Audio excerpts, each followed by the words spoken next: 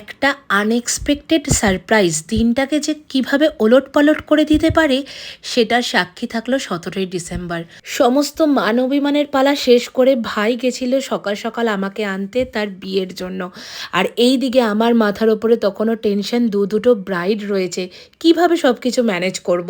চলে গেছিলাম প্রথম ব্রাইডের কাছে, ওকে রেডি করে তারপর চলে গেছিলাম আমার নেক্সট ডেস্টিনেশনে।